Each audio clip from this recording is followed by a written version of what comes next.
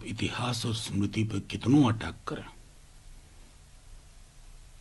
Reservation आया कैसे था। बल्कि आप जातिगत जनगणना पे आज तक चुप्पी साधे हुए हैं। और हां, रोटी की बात करते हैं ना, तो रोटी रोजगार से मिलेगा। रोजगार के बारे में चुप्पी क्यों? देश में एक नीति तो होनी चाहिए एम्प्लॉयमेंट को लेकर के, एक कमिटमेंट होना चाहिए। मतलब चुनाव है तो कुछ भी बोल के निकल जाए, ये उचित नहीं है। आप देश के प्रधानमंत्री हैं, ये आपका चुनाव नहीं हो रहा। और आपका भी चुनाव होता तो आपको एक सार्थक बहस में चीजों को ले जाना चाहिए। बहुत नुकसान हो रहा है देश का।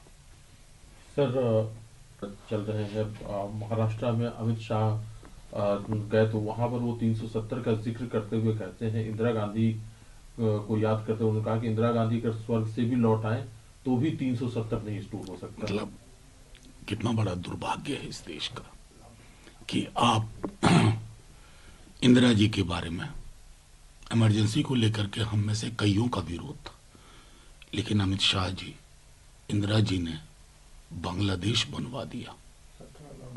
आप इस चीज को इनकार कर सकते हैं क्या? मतलब इतिहास बोध इतनी बौनी दृष्टि का नहीं होना चाहिए कि कुछ भी बोल के निकल जाए। मतलब आप देश के गृह मंत्री हैं, देश के गृह मंत्री से इस प्रकार के भाषा और भाव की उम्मीद नहीं होती है। बाकी और क्या ही कहूं आपसे।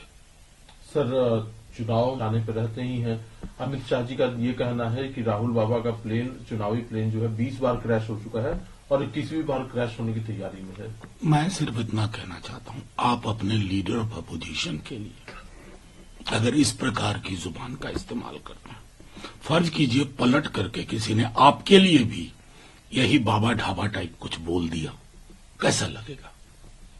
हमें तब भी बुरा लगेगा। आपके लिए भी नहीं होना चाहिए तो आपको भी दूसरों के लिए नहीं करना चाहिए। राजनीति है, मुद्दों पे लड़िए ना। मुद्दे कहां गायब हो गया? नौकरी पे कोई बात नहीं, जातिगत जनगणना पे बात करिए, बहुत महत्वपूर्ण विषय है। सामाजिक न्याय, आर्थिक न्याय पे बात करिए।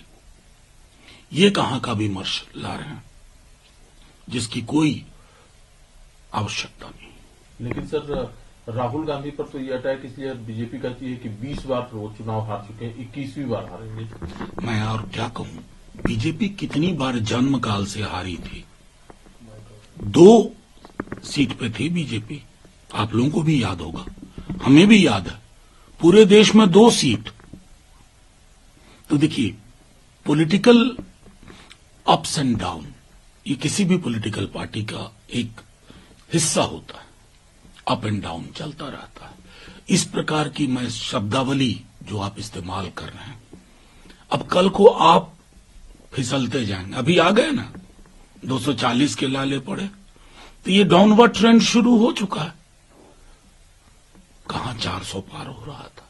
ये डेमोक्रेसी है यार, रिस्पेक्ट करिए इसको।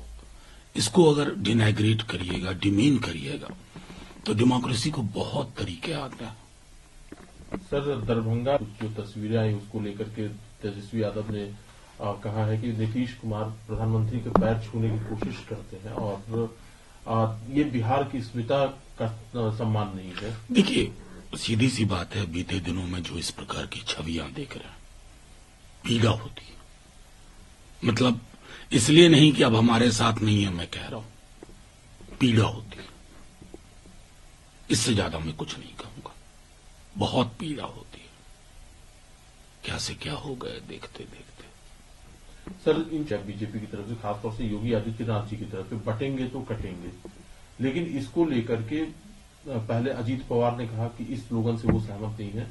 अब भारतीय जनता पार्टी के भी कुछ नेता कह रहे हैं कि वो इस स्लोगन से सहमत नहीं है। पंकजा मुंडे का एक इंटरव्यू है जिसमें कि वो कह रहे हैं कि उनकी राजनीति इस तरह के स्लोगन के इर्द गिर्द नहीं घूमती। नहीं, उस श्रृंखला में अशोक चौहान जी का भी बयान।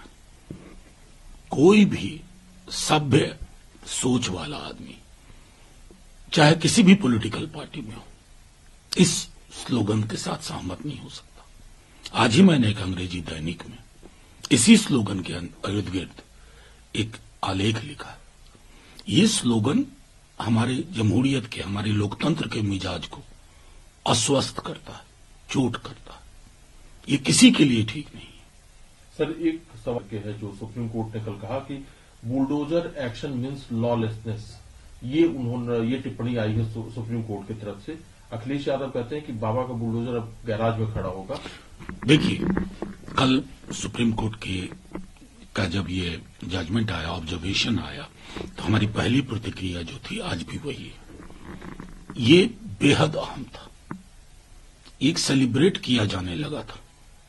एक व्यक्ति, जो मैंने कल भी कहा, वो सेलिब्रेट करते थे कि उनके नाम के साथ बुलडोजर लगा हुआ है। बुलडोजर जस्टिस शब्द का प्रयोग होने लगा। कहां का जस्टिस भाई?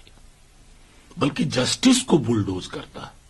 मान लीजिए मैं गुनहगार हूं, कानूनी प्रक्रिया होगी ना, या बुलडोजर चला देंगे। इसलिए सुप्रीम कोर्ट ने एक बार फाइनली इस पर अपनी मोहर लगा दी है, और मुझे उम्मीद है कि जो लोग उस पर बैठ करके फूल बरसवाते थे अपने पे, अब परहेज करेंगे। एक प्रश्न जो है कई विपक्षी दल उठाते रहे हैं, इस बार सिद्धारमैया जी का कहना है कि भारतीय जनता पार्टी ने कांग्रेस के 50 एमएलए को 50-50 करोड़ रुपए ऑफर किए सरकार गिराने के लिए। तो इसमें मुझे आश्चर्य कुछ भी नहीं हो रहा है, सच कहिए तो। हमने तो महाराष्ट्र देखा ना, चलती फिरती सरकार उठा ले गई। झारखंड में तमाम कोशिशें हुई, बिहार भी आपने देखा ही है। तो ये जो बार बार कहते थे ऑपरेशन लोटस, ये लोटस नहीं था। उसके पीछे एक तत्व था कि किस प्रकार एक चलती फिरती सरकार को अपने पाले में लिया जाए, उसमें साम दाम दंड भेद सबका इस्तेमाल हो। यही मॉडल है इनका।